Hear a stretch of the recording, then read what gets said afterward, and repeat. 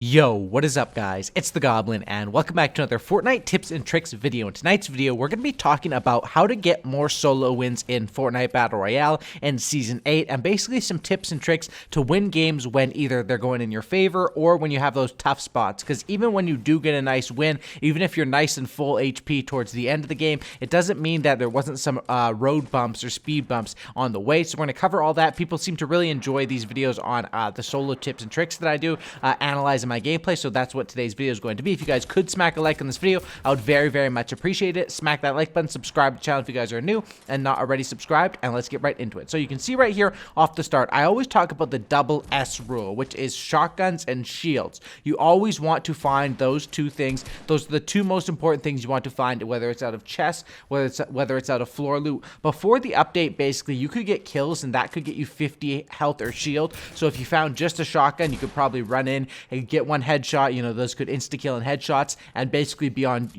your way with 150, but it doesn't work like that anymore, and shotgun and shields is a very important combo. Look for either a 50 pot, a slurp juice, a pack of minis, whatever it is. Very important stuff to do. So right here, I'm playing it patient, and this is a major key. People will take their time in fights, and occasionally I will just lose my patience and just rush them, but that's what they're waiting for. As you can see right there, that guy was waiting for me to rush him. I almost lost my patience right there. I realized, okay, obviously that guy was just playing it smart. I'm going to retreat. I'm going to try to heal up here with bandages, and I'm going to take my time during this fight, because that's the thing that is always a dilemma. How much resources and how much time are you going to take into each of these fights? Eventually, I take this guy out with the trap because, of course, he wants to rush in on me, and he wasn't patient enough and ends up looking at the, or not looking at the trap.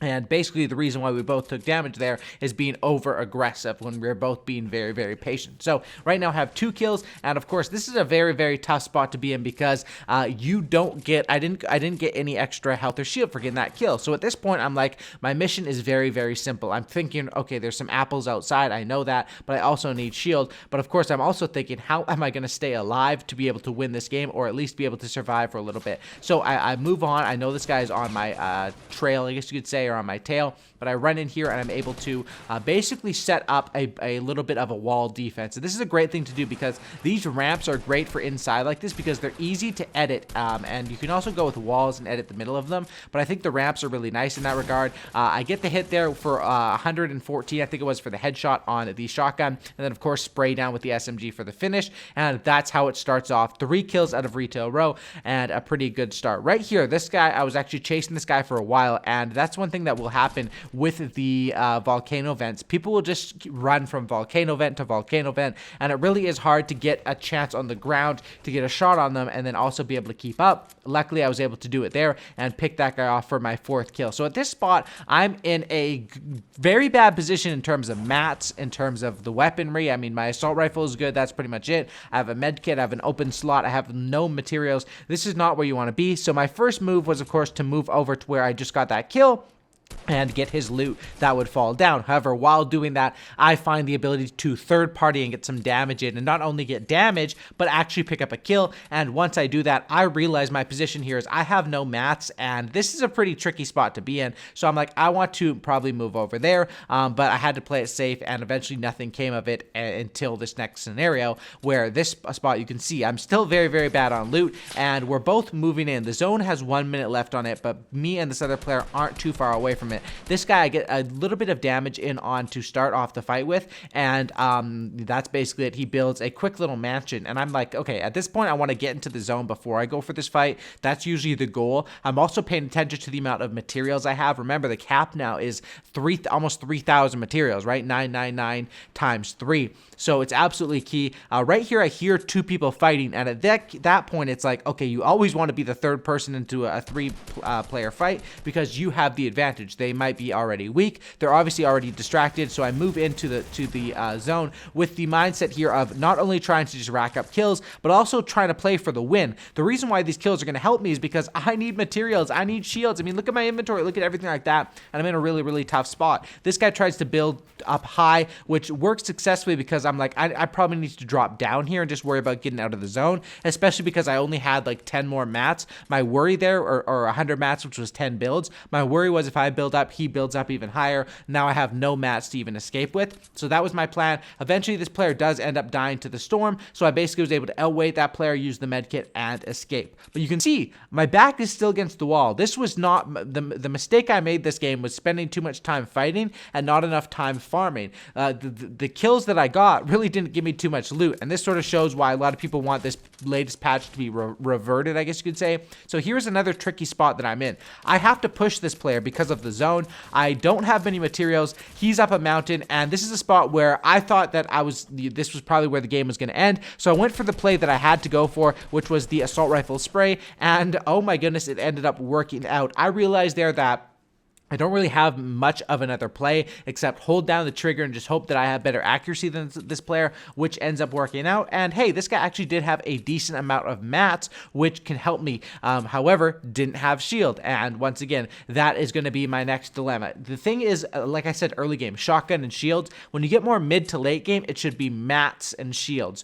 Those should be your really, really big concerns. And then other stuff like upgrading your weapons can also be a concern, because if you have like a gray AR and a gray tac going into the late game, going up against someone that has an inventory like what I'm carrying right now, you're probably not going to be a good spot. So I'm always thinking of ways to heal, and you need to be sort of innovative or just thinking of every sort of way. I'm thinking about campfires on the map. Where are they? I'm also thinking of the fact that there's a lot of mushrooms down here, and that is what I plan to do. So this next little bit of the gameplay was just me sort of playing for extra heals, realizing, look, I'm probably not going to win this game with 500 mats and 76 plus 8 health, right? 84 health or whatever it is. I'm probably not going to win the game with that. So I realized, hey, this supply drop is coming in, and obviously a lot of people would say avoid supply drops late game, but at this point it's risk reward, and I pretty much have to. I realized my odds of winning this game are not that good, so I have to go for some loot. Now I get kind of lucky here, which is going to happen late game. There's going to be people that are in a lot of fights, and of course that weren't moving in with the zone like I was, that were probably already here and already fighting on this territory.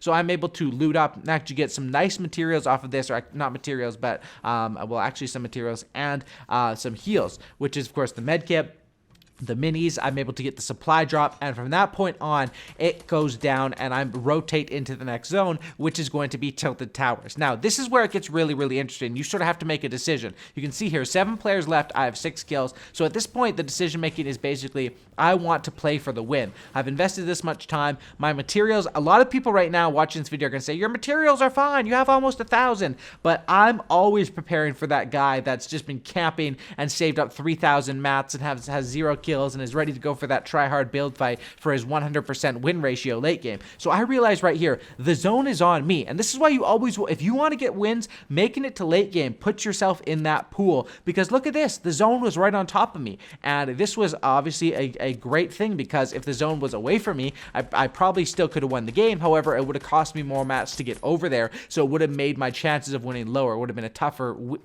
road to the win, right? So at this point, I'm like, okay, I can build up high, and the cool thing here is, even though I don't have glider redeploys, I'm built up high on top of a building, which they're probably not going to knock down that whole blue house and tilt it, right? So I'm pretty secure. I'm looking out for care packages. I'm realizing, okay, at this point, I need to just chill out. If I get hit, I can heal back up to 150. However, 150, a lot of these players late game are probably 200.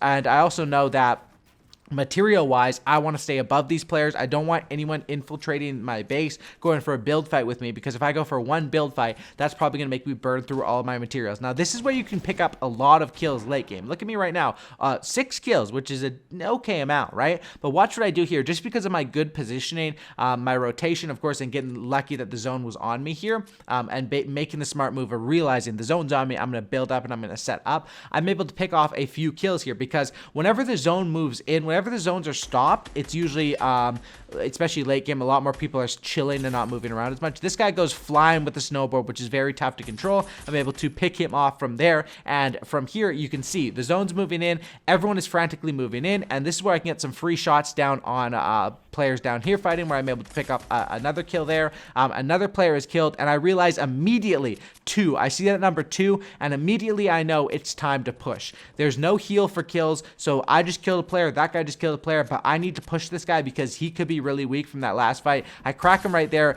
Honestly, wasn't that good of a shotgun hit. Could have done more damage. Almost get him right there for like the win, or at least a lot more damage. He ends up taking this rift, and I'm like, at this point, okay, I'm just gonna take the rift. drift. I kind of make a mistake here. I probably should have stayed a little bit higher to hit that ledge, but it ended up working out because he missed the ledge as well, and I ended up getting the shot for 189. So you can see basically there, that's how I was able to get that solo win, go through tough times in the early to mid game because of fighting, but also turn it around just like that, and keeping yourself alive keeps you in that pool and gives yourself a chance to, while you're getting all those kills, a chance at that victory royale. Hopefully this breakdown helped you guys out. Drop a like, subscribe. I'll see you guys in the next one, and I'm out. Peace.